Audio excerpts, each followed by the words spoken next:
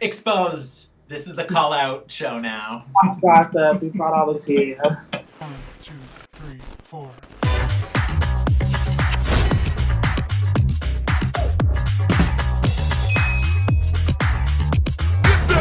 Hello, hello, hello, and welcome to another episode of Quick Drag. Today we have an amazing new co-host.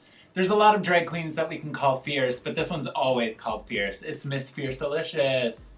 Hey, how are you? I'm amazing. Thank you for having me. Of course, thank you so much for being here this week. So we are going to talk about episode 2 of Canada's Drag Race. Let's get right into it. So the girls walk into the workroom and Juicebox is gone, but never forgotten. And Kyne mentions that she thinks she should have won the previous challenge. What did we think about that? Kyne, I love you, but you're a little bit delusional. At least the other girls seem to know as well that she was not. I'm sure after watching the episode, hopefully she changed her mind on that. I feel from what I've seen since, she's been very clear about the fact that she had her hopes up and it just wasn't what she was expecting, I guess. And then the girls poke each other a little bit. Starzy says to Lemon, "Oh, you won one lip sync and now you think you're it." And Lemon says, "How many have you won?" Which Starzy says, "Oh, Miss Black Continental at large." And Kiara says, "Miss Safe at large." They really... Yes, I did not know Gerard was so funny. Me neither. Me neither. I'm so excited that their personalities are starting to come out. For the mini challenge, it was the Nut Smacker, where they had to go from bashful ballerina to nasty bitch. Was there anyone that stood out in the mini challenge for you? Honestly, I called out the winners just from watching it. Boa and Anastasia were hilarious. Priyanka was really funny too, but Boa and Anastasia killed it. Starzy was giving you full dance, and I lived for it. And then she went hard and slapped everybody when it came to the nasty part. And Boa was jumping off the walls, rolling all over the floor. Classic Boa. Yeah, cartwheel right onto the floor. Looked a damn mess, and then she turned it into the worm, and I was like, okay. It was pretty great, and as you said, the winners were Starzy and Boa. Also, just to go back for a second, Priyanka doing the fellatio moment in the mini challenge. It was an interesting choice for a ballerina challenge, but go Pri. We love her. I mean, she's taken it to 100, whether or not people are on board. 500. Yeah, true. For winning the mini challenge, Starzy and Boa became team leaders for the Maxi challenge. So the Maxi challenge is to overact in a Canadian heritage moment, based on the Canadian heritage moments, which were commercials for significant moments in Canadian history, which we all saw as children growing up. Were there any surprises in the team picking for you? I mean, I guess they picked who they thought would do best for the challenge. Boa picked Pri first, which I thought was a good choice. That was a good choice. Priyanka's done television. She knows what she's doing. Exactly. She knows how to play it up for a camera. The next one that Boa picked was Kyne, and that seemed to surprise Pri. You could see her eyes widen a little bit when that happened. I think that maybe Boa wanted to, because they had a little bit of a fight in the last episode, so maybe Boa just wanted to rekindle things with her. Yeah, and I think it wasn't a bad choice, actually. Ilona was the last one actually not even picked, so she got to pick her team, and she decided to go with Boa, which was kind of interesting because Boa seemed to not be able to remember Ilona's name at all. Alana. In the walkthrough with Brooklyn, we have her asking Kyne about the way that she responded to the feedback. And Kyne had a little something to say. Yeah, she forgave Brooklyn. That was very bold of her. It was kind of like a Pearl moment with RuPaul. Yeah, everyone kind of held their breath for a moment and was like, "You forgive her?" It was pretty shocking. She makes for good TV, that's for sure. She does. It's so entertaining. Absolutely, a reason to watch for sure. And I feel like Kyne was the person that most people were talking about because she made great TV last week and this week. Thank you, Kyne. Brooke also has an exchange with Tainomi during the walkthroughs where she says, You need to kind of connect more. You seemed a bit dead behind the eyes in the runway last week. We all know Tainomi, and she's like so fierce always, but she was a little reserved in the last episode.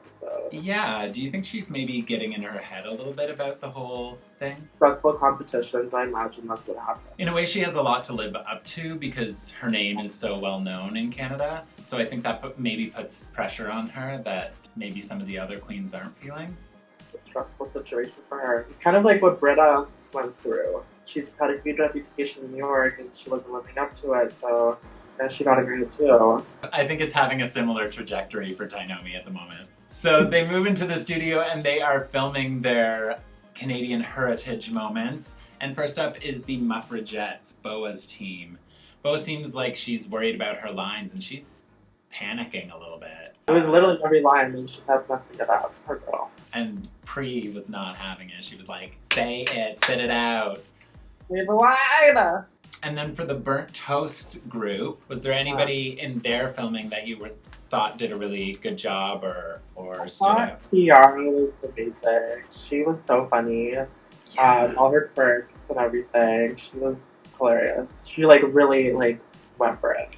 She sold it, and that first take that they did, and Jeffrey's like, I don't think we're gonna get a better take than that, and she was like, one take wonder. I thought she did a great job. She has a theater background, so I'm sure that was very helpful for her.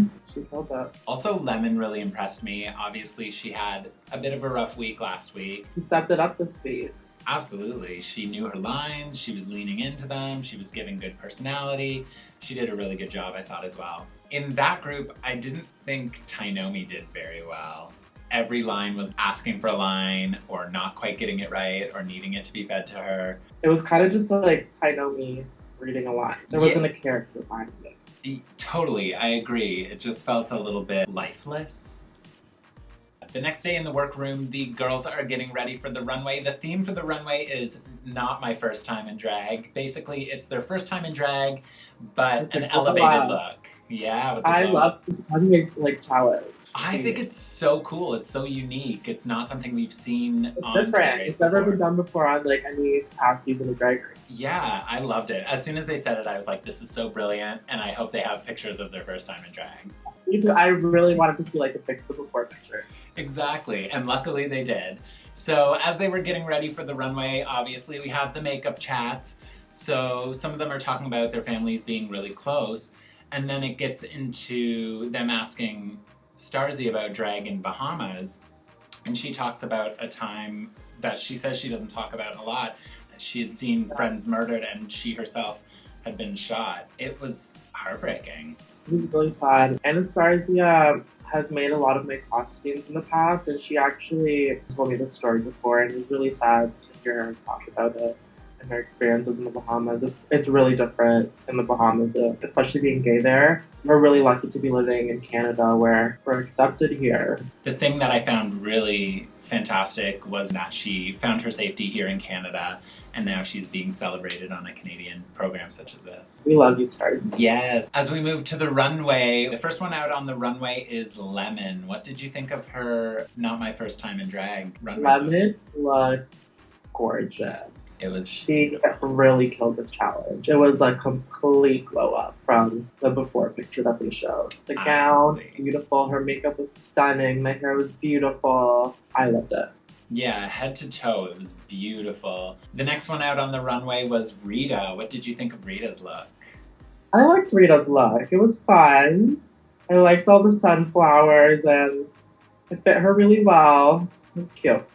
Yeah, I thought it was a little touch campy, which I think is kind of Yeah. Rita's style anyway. The next one out on the runway was Tainomi. I agreed with the judges. The outfit looked a little cheap, and I just expected more from Tainomi. When I looked at the original picture, it felt like... It was definitely a glow up from the picture. It was a glow up from the picture, but it still seemed I want not more. super elevated to me. So I love Tainomi, don't get me wrong, but I do not love the Right, exactly. This look was not the one. Next out on the runway was Kiara, and you're wearing her outfit right now. What did you think of that outfit? I thought it was okay. I honestly wanted more from her. It was kind of a glow up from the before picture of the show. The fabric that she used is definitely more expensive. Yeah. I just wanted more. Like, I agree with what Brooklyn said. It was a little basic. It was okay. It wasn't bad. How about Starzy? Starzy looked gorgeous.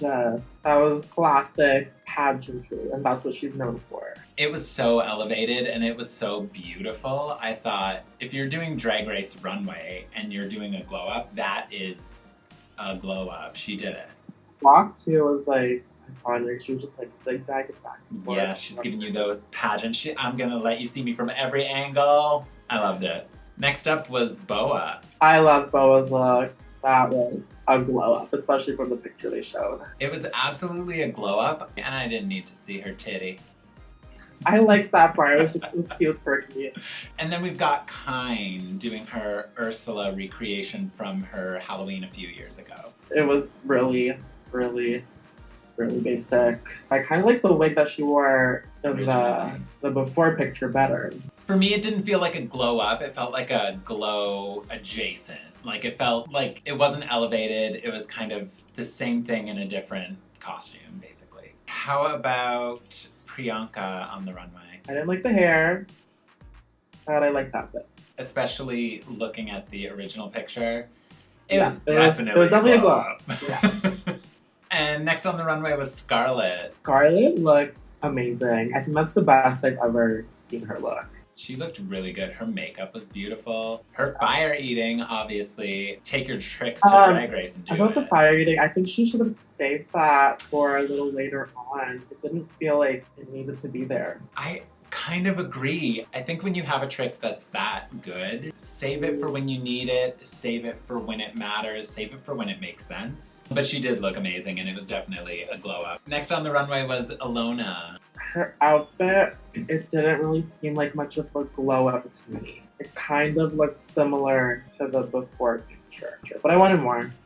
Sorry, Mona. Yeah, the thing that I think was better was the hair and makeup. Next on the runway and last on the runway was Jimbo. At first, when she walked out, it looked a little messy to me, but then I saw what she was going for, and I like it. I liked the little trick with the ponytails. That was cute.